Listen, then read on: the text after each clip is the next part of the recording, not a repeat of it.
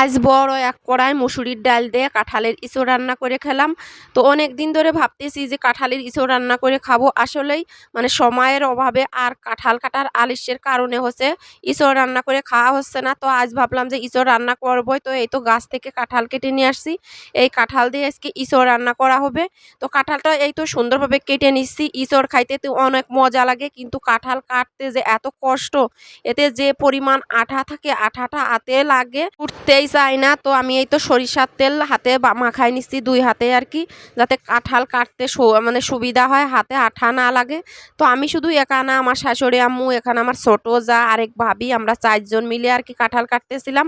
বড় একটা কাঁঠাল তো, যাতে তাড়াতাড়ি হয়ে যায়, দুপুরে রান্না বান্না করা হবে। তো এই তো সুন্দরভাবে কাঁঠালের রুয়াগুলো বেছে বেছে কেটে নিচ্ছি আর কি। আর আমার এক ভাবি ওই যে হাঁটিগুলো পরিষ্কার করে নিচ্ছে। এই তো আমাদের কাঁঠালগুলো কাটা হয়ে গেছে, আঁঠিগুলো পরিষ্কার করে নিচ্ছি সুন্দরভাবে। আর কাঁঠালের চাইতে এই কাঁঠালের আঁঠি খাইতে বেশি ভালো লাগে। পরে এই তো আমার ছোট যা রসুন পেঁয়াজ ছুলে নেছে এদিকে। আর রসুন পেঁয়াজ ছুলে ও তো এই যে মশলাপাতি বেটে নেছে, জিরা, গরম মশলা, রসুন, পেঁয়াজ আর কি। আর আমরা পাটায় বেটে সব মশলা খাই আর কি, আমাদের ব্লেন্ডার নাই, আমরা এই পাটায় বেটেই খাই। আর পাটায় বাটা মশলার স্বাদ একটু বেশি হয়। এরপরে দেখি আমার শাশুড়ি আম্মু মুসুরির ডালগুলো সুন্দরভাবে ধুয়ে নেছে।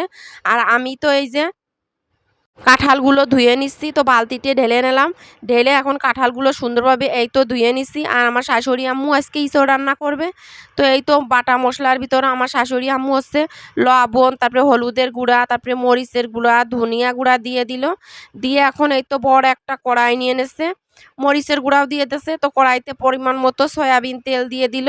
দিয়েই তো মশলা দিয়ে এখন কিছুক্ষণ একটু মশলাটাকে কষিয়ে এর ভিতরেই তো সেই ধুয়ে রাখা মুসুরির ডালগুলো দিয়ে দিল। তো মুসুরির ডালগুলো দিয়ে সুন্দরভাবে একটু কষিয়ে নেবে। আর এভাবে কষালে খেতে আরও বেশি মজা হয়। আর বটিতে যে পরিমাণ আঠা লাগছিল, সেই আঠাগুলো হচ্ছে চুলার ভিতর দিচ্ছে আর গলে গলে যাচ্ছে। এই তো একটা নেকড়া দিয়ে পরিষ্কার করে নিচ্ছে। আর এই তো মুসুরির ডাউলে একটু পানি দিয়ে দিল।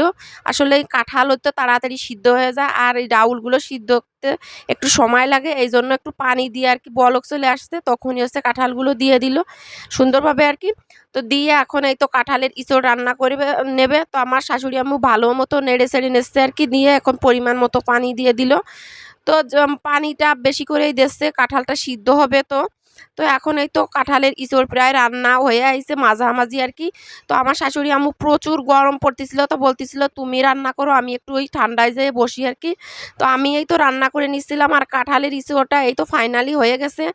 কালারটা দেখেন মাশাল্লাহ কত সুন্দর আসছে। আর মুসুরির ডাল দেওয়ার জন্য এত পরিমাণ টেস্ট হয় ইঁচড়। তো আপনারা কে কে মুসুরির ডাল দিয়ে ইঁচড় রান্না করে খাইছেন অবশ্যই কমেন্ট করে জানাবেন। এই তো আম্মা সবাইকে থালে বেড়ে বেড়ে দিচ্ছিল, আমি তো এই তো খাওয়া শুরু করে দিব। আর কাঁঠালের চাইতে কাঁঠালের আঁঠিগুলো খাইতে বেশি মজা লাগে। তো আমি তো আঁঠি খেয়ে নিচ্ছিলাম, তারপরে এই তো কাঁঠালগুলোও খেয়ে নিচ্ছিলাম, অনেক বেশি মজা হয়েছিল।